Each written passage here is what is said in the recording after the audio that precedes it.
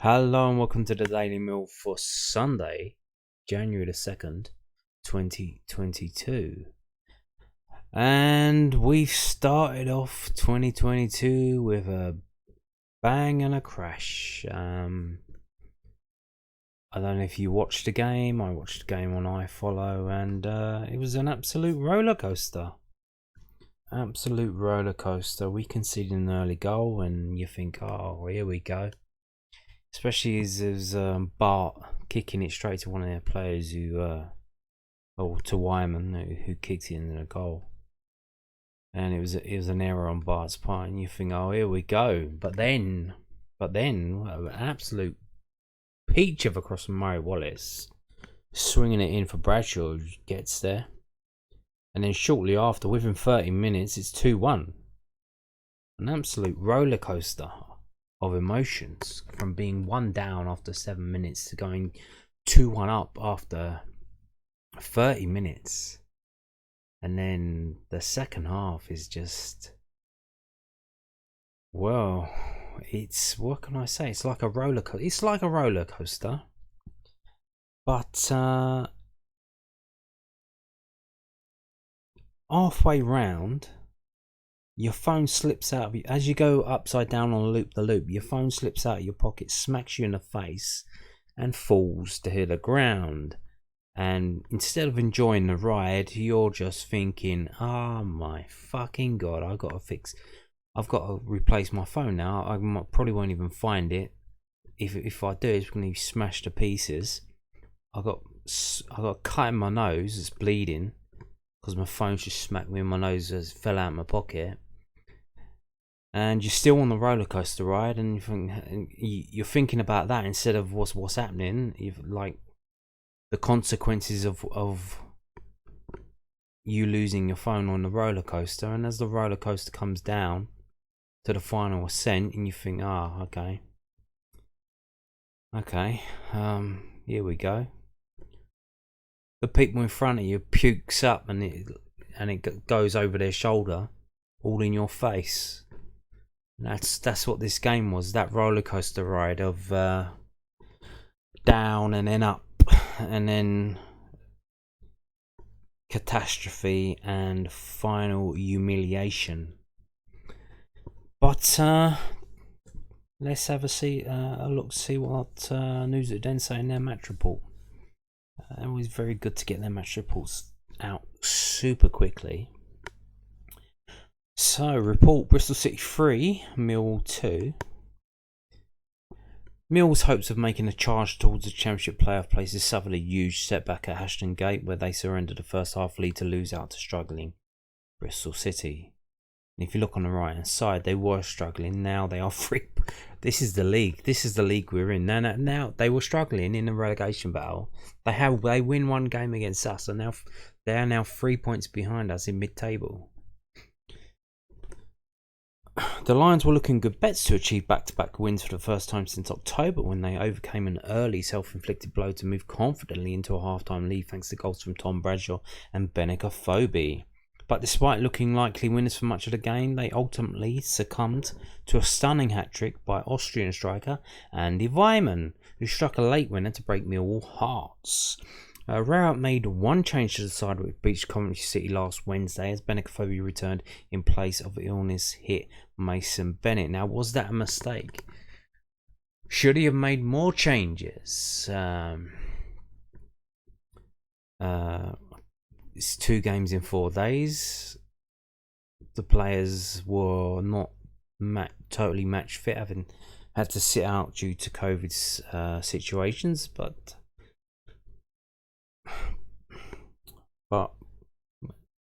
I don't know.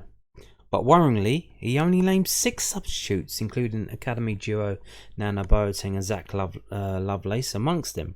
The game was just 7 minutes old when Rowett's team fell behind after Bartosz Białkowski gave the Robins a helping hand. The Polish goalkeeper botched a clearance following a back pass and kicked the ball straight to Wyman, who coolly lobbed him to put the West Country club in the lead.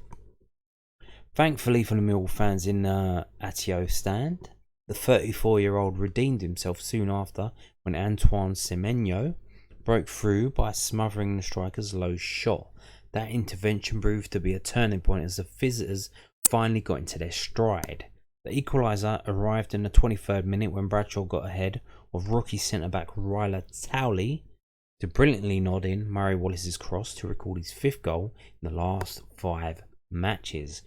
Millwall looked increasingly fluent after the lever, while City looked increasingly jittery, and Afobe took maximum advantage. He raced onto a clever pass from George Saville. No, it wasn't from George Saville, it's from Ojo, mate. It was from Ojo.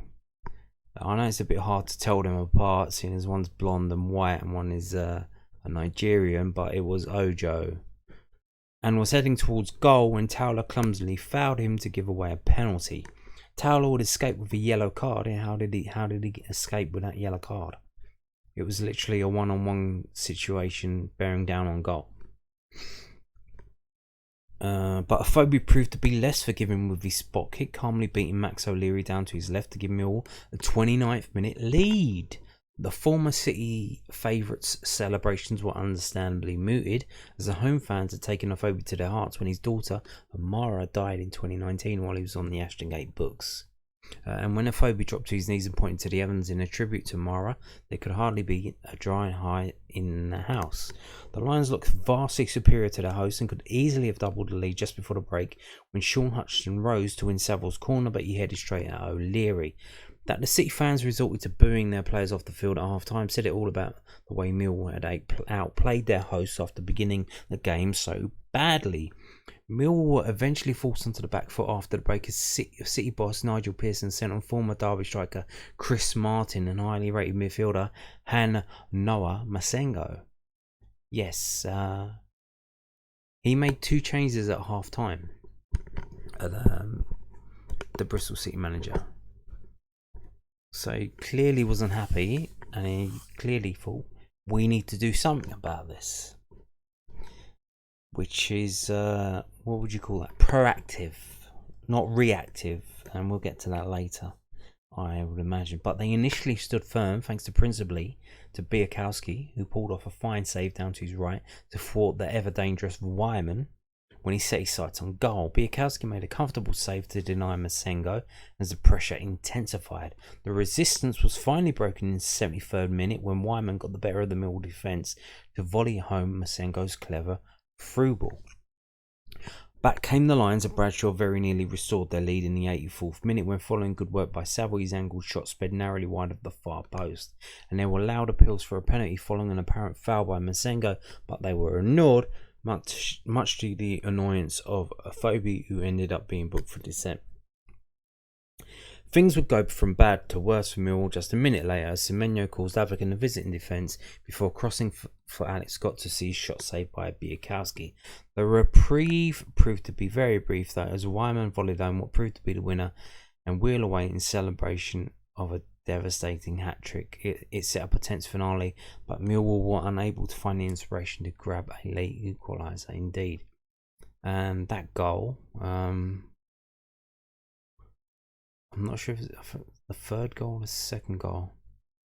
I think it was the 2nd, so I went for the 2nd goal. I know a lot of people are getting on his back, but George Evans, what are you doing? So for the 2nd goal, he's there. He's in defence, covering. I don't know. He's pretty far back, which is already a problem. You should, if you're a midfielder, you should be in midfield, and you should be stopping it further up the pitch, pressing high. But he's back, so he looks over his right shoulder. There's no one there. Looks over his left shoulder. Wyman's there. Wyman starts making a run for it. George Evans is with him. He's in front of him. But Weimar still gets his foot to the ball before him. George Evans is in front of him, goal side. But Weimar still sticks his leg out and sends it into the net. Like, what the fuck are we doing here? And then, George Evans for the 3rd goal, he's covering on the left back role. I assume because Murray Wallace went forward. I think that was the situation. And he doesn't deal with it down that side, and then they cross it in, and where George Evans should have been in the middle, there's no one there. Well, there's Alex Pearce there, and then boom, they get the third goal. So George Evans coming on the 68th minute, and the whole thing fell apart. And what can you say? What can you say? A lot of people are pointing fingers at Gary Rowett for that. I don't know, but you can see here again. So let me just go through the team. Biakowski, Hutchinson, Pearce, Cooper, McNamara, Mitchell, Saville, Murray Wallace, Ojo, Bradshaw and Afobe. And like they said, only one change from the team that started 4 days ago. Afobe. You only put 6 substitutes on the bench. And here's the thing. So Smith came on for Pearce on the 89th minute. Malone came on for Mitchell in the 89th minute. And Ojo came on...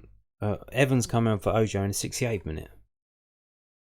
So where Nigel Pearson made the changes at half time, being proactive, trying to change things, trying to improve things, Gary Rowett waits until we're losing 3-2.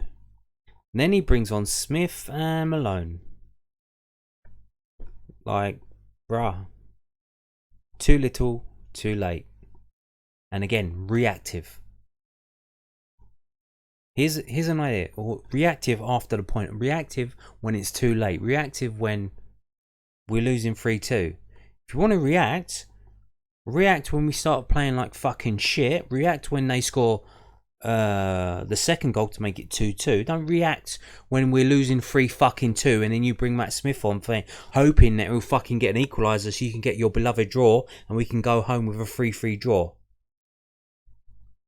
Like, seriously, what the fuck are you doing here? And this is the counterpoint to the Coventry game.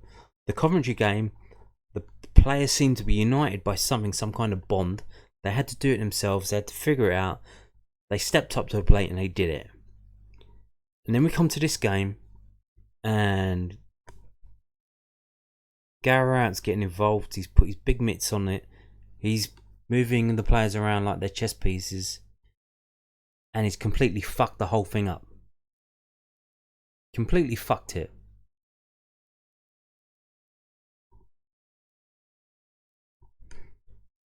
But what can you do? Well, to be honest, now he fucked it afterwards, but like if Biakowski had a decent kick, or if Cooper had dealt with it himself instead of letting, even if he did call for it, letting him get it, and then we wouldn't be 1-0 down.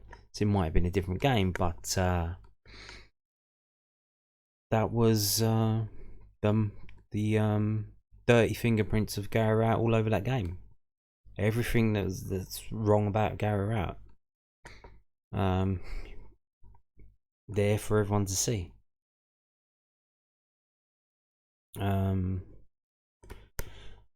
Yeah, but well, there you go. So let's see. Do you think Gary Rowett's gonna apologise? Do you think he's gonna stick his hands up and say, "Well, let's find out," because we've got comments from Gary Rowett now. So let's see what he says. This is from londonnewsonline.co.uk. There you go. Oh, it was raining as well. If you didn't see the game, it was raining quite heavily.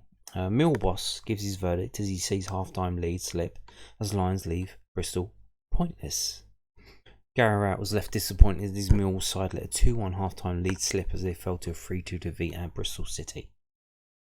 Wyman struck twice more to complete his hat-trick and ensure the South Londoners were defeated in their opening game of 2022. Disappointing, partially as the first 45 minutes was the best we've played, said Rowett.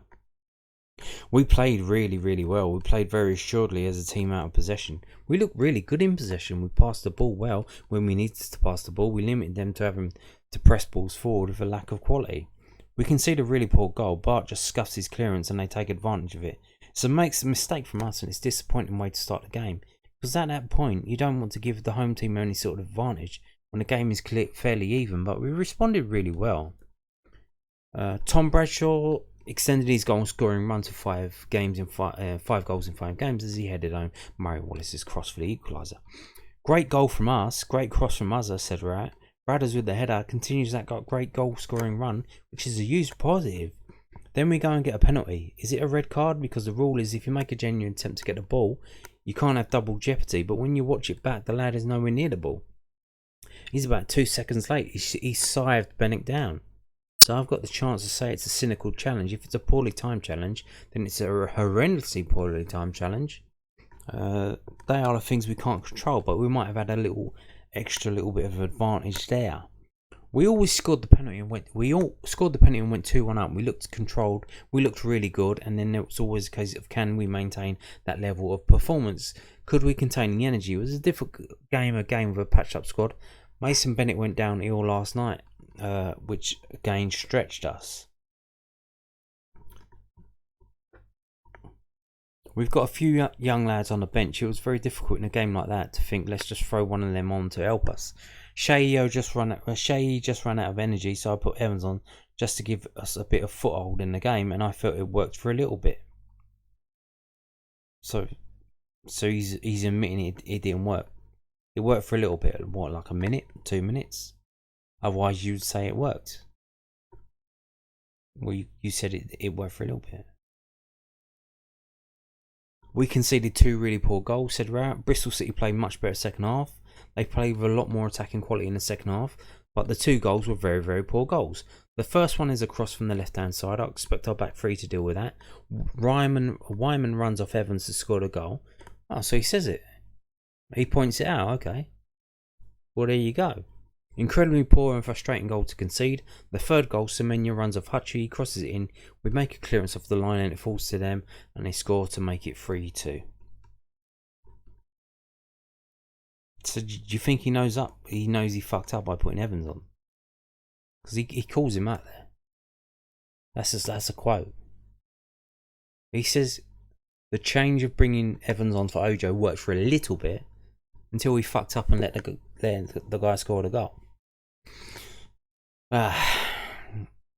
Also from London News Online, I don't know why they've got 2 stories of Garrett quotes, but he's saying Millwall boss Rowett explains why he won't be too critical despite 3-2 loss at Bristol City.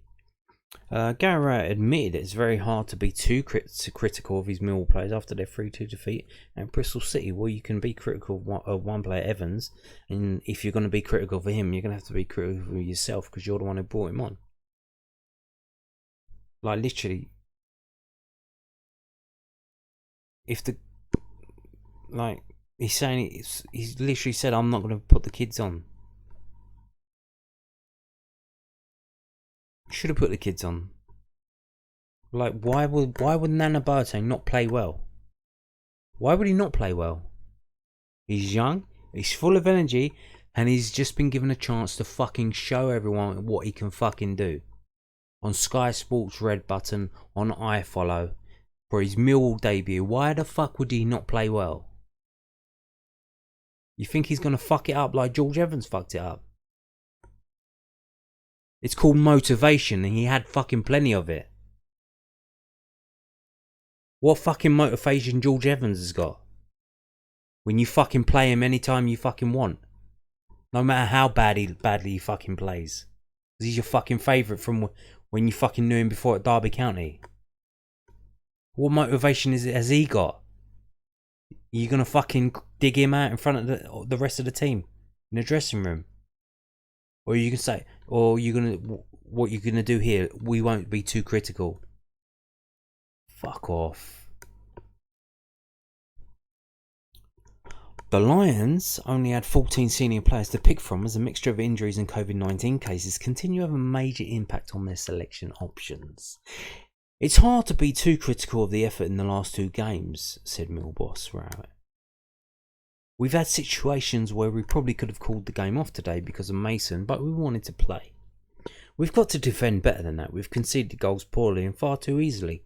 And when you come to places away from home, you can't score 2 goals and look so dangerous with your front players and then concede 3 soft goals like that because you know you won't win the game. It's frustrating because we had the game under control and it was up to us to see if we could do the right things. And unfortunately, we didn't do the right things today to win the game. Asked why he felt his side struggled in the second half. Oh, this will be interesting. What's he saying? Rayout pointed to the fact his options remained depleted. They had players to freshen up the game up, said Rayout. They were able to freshen it up with the likes of Chris Martin and cause us problems in those areas. We ran out of steam and it was difficult to inject that energy into the team that we had in the first half. Fatigue set in for 1 or 2 after the efforts of the commentary game. But to me, you just come here, you need your back three and your defensive midfielder to do the job, and the job is to deal with balls in your box away from home. The ball can't be crossed into our box with 3 centre halves and they have a tapping from 6 yards. It's not something we can allow. We have to do that better, and if we want to have more consistency. That's the frustration. We put in a big performance and then we take another step back. It's quite hard to play and be so up and down at times. But overall, the performance was good for 45 to 60 minutes. You have to do it for 90 minutes, and we did not do that today. Tom Bradshaw continued his fine scoring run, becoming the first Millwall player since Lee Gregory to score in 5 consecutive league games. Rowett said, the forwards have looked good. Bennick and Bradders have looked a real handful. I need Shea to impact the game a bit more. He hasn't played loads, and sometimes when you play that first game, you feel it in the second game. Mason, we've not had available enough at the top end of his physical ability, and that can be the difference. If you can make a couple of changes in the second half, then you can maintain that momentum, and I knew today it was going to be a hard one. The 2 forwards probably would have to play the majority of the game. That held us back a little bit today, but that does not stop us conceding the goals. 3 goals conceded, but difficult to complain considering the effort of the last 2 games. Well, here's what you do. You put Nana Boateng on. You don't put George Evans on. Or you put both of them on. And here's the thing. If the players are tired and you need to do something to maybe shorten the game or make the game a bit easier for you, you put Matt Smith up front and you put him up front. You don't put him up front in the middle in the centre. You put him up front to the side. Get him to play on one of the wings, and you just lump the fucking ball to him and tell him to flick it on either into the middle or behind him, and let him just keep heading the fucking ball out for a corner or a throw in, and that will take the game from a 45-minute second half to a probably 15-minute second half of actual football, and you just fucking play the game out like that. And here's the thing, every time you lump it forward, they have to lump it back. Or if they're one of the teams that don't lump it back, they have to pass it back up front, bit by bit, and it takes a long time. If they're not going to lump it forward, we lump it forward, then they have to pass it back and make their way back up front, and that eats up the clock. Because we were in the fucking lead, it was 2-1. So do that. Do that. Stop pressing, play deep, do 2 banks of 4, 4-4-1 up front, Matt Smith on his own, lump it to him, tell him to just flick it on anywhere. Do that. For fuck's sake.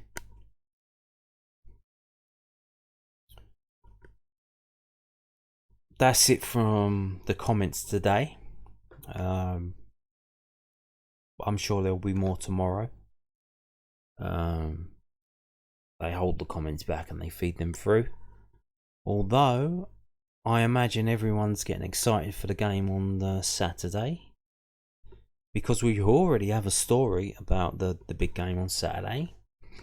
And this is from the londonnewsonline.co.uk, South London Press's online website, and it says, Crystal Palace boss still expecting Zaha and Kyoto to head off on AFCON duty, with Millwall next up in the FA Cup. Patrick Vieira cannot see why Crystal Palace duo Cheikhou Kouyaté and Wilfried Zaha will not be going to the African Cup of Nations. The tournament, which is being held in Cameroon and begins on January 9, was delayed by a year due to the COVID-19 pandemic. Although Zaha was available for selection again after serving his suspension for the red card he received in the 3-0 loss at Spurs on Boxing Day, Palace's talisman was left out of the squad with speculation he had tested positive for COVID-19. Kouyaté, 32, has made 17 appearances for the Premier League this season under Vieira and completed 90 minutes against Norwich last time out. But he was also missing from the matchday squad, again suggestion that he had also contacted the virus. Zaha has been called up to represent Cote d'Ivoire, and Kouyaté has been selected for Senegal to play alongside fellow Premier League stars Sadio Mane and Edouard Mendy. Saturday's FA Cup tie at Millwall would be the first fixture that Zaha and Kouyaté would miss. Wilf wasn't involved today, and as a football club we won't make any kind of comment regarding the COVID situation, said Vieira on Zaha's absence following the 3-2 home defeat to West Ham United. When asked if the same applied to Kouyaté, who was captain Senegal in the past, Vieira added, "It is the same, yes." When it was put to him whether the pair would be going to the African Cup of Nations, Vieira said, "I don't know why they shouldn't go." Now, here's the thing. Do they want to go? Do they not want to go? Because it's a convenient excuse if they can say they got COVID. Get out of going. It's a situation that if you get called up for your team, you basically, the club can't really do anything about it. So, and a lot of these players, like, they get fucked around by these African confederations in terms of appearance fees, treatment. Like, it's a proper shit show. They get properly fucked over. Like, they get put up in shitty hotels, and the geezer's in charge of booking the accommodation just pockets the money for himself. That kind of thing, you know. The coach travels all fucked up. It's a complete shit show. It's just corruption left, right, and centre. And a lot of them just like, I don't want to deal with this shit anymore. So I don't know if it might be that situation. Don't know. Maybe they get more money playing for Palace with their win bonuses and whatnot, goal bonuses. Maybe they don't want to go to Africa and play in this competition. But I don't know. So we will see. Either way, to be honest, if the tournament starts on the 9th. There's no way they can play. If they're trying to get out of it by faking illness, there's no way they can play against us on the 8th. So they're gonna miss that, either by missing it by travelling to Africa and taking part in it, or by pretending to be sick so they get out of it. Because then if the tournament starts on the 9th and they can say they've got COVID, and then they go, "Oh, we can't go, we got COVID," and then it would already have been started without them. And then they recover from COVID. They go straight back, play for Crystal Palace, so they can get out of it that way. So I don't know if that's what's happening. I have no idea, but that might be what's happening. But still, either way, it's good for us, because you can't pretend to be sick for a tournament that starts the day after our game and then play in our game. There's like no way. So hopefully, if they are trying to get out of this tournament, that's good for us. It is good for us. So either way, it's good for us. One of their better players, and the diving maestro won't be playing at the Den, diving in the area, trying to get penalty after penalty. So that will be good. And there you go. That is it for today's video. Thank you for watching, and goodbye.